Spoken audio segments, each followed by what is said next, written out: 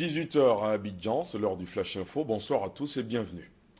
À la une de l'actualité nationale, la journée nationale de la paix célébrée tous les 15 novembre ici en Côte d'Ivoire. Une journée instituée en 1996 et qui a en fait le prolongement de la journée internationale de la paix fixée au 21 septembre de chaque année par les Nations Unies.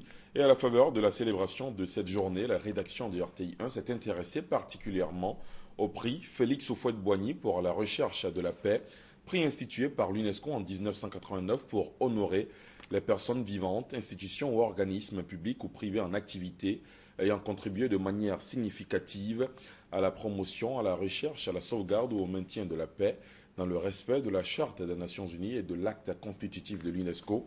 Vous aurez plus de détails dans la grande édition. Les principales activités commémoratives de la Journée nationale de la paix célébrée ce samedi ont eu lieu à Yamoussoukro, la capitale politique ivoirienne. Thème de la présente édition, Femmes et paix, quel défi pour une Côte d'Ivoire émergente à l'horizon 2020. Occasion pour l'association des cadres et élus du Grand Centre de rendre hommage à Félix Houphouët-Boigny, premier président de la Côte d'Ivoire, et Henri Konan Bédié, ex-chef d'État et actuel président du PDCI RDA. On y reviendra. Ce soir, dans la grande édition, on parlera aussi de sécurité routière, précisément de la journée africaine de la sécurité routière, célébrée tous les 16 novembre. Le gouvernement ivoirien, par la voix du ministre des Transports, Gaoussou Touré, évoque d'importantes réformes dans le secteur du transport routier. Je vous propose de suivre ce reportage. Troisième dimanche du mois de novembre, date retenue pour célébrer la journée africaine de la sécurité routière. En moyenne, 600 décès et 13 000 blessés chaque année dans notre pays.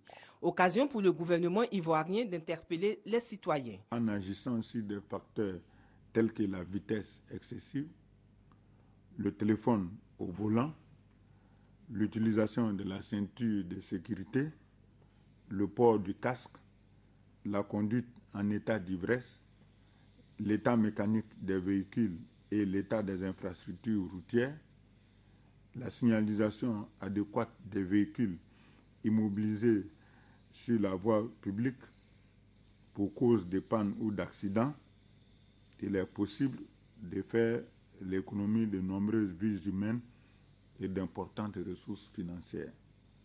Résolu à jouer pleinement son rôle dans cette lutte, le ministre des Transports met en œuvre une importante réforme du secteur du transport routier. Le gouvernement a pris et continuera de prendre des initiatives et des mesures appropriées en la matière.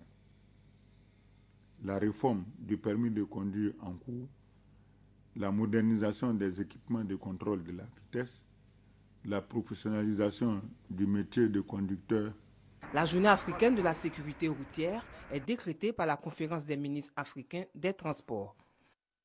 En bref, à l'étranger, le Burkina Faso, l'homme fort du pays, le lieutenant-colonel Isaac Zida, a annoncé le rétablissement de la Constitution. Elle avait été suspendue, souvenez-vous, suite au départ du président Blaise Compaoré. Le président algérien Abdelaziz Bouteflika, lui, a quitté aujourd'hui la clinique de Grenoble en France. Selon la police, il y aurait été admis cette semaine pour un bilan de santé. L'exécutif algérien n'a pas souhaité commenter cette information pour l'instant. Et ce samedi, comme tous les autres, la grande édition sera aussi aux couleurs de la culture avec la page culture. Ce soir, notre invité sera Charles Anocan, Grand Prix national de littérature, à suivre dans la grande édition sur le coup de 20h. À tout à l'heure.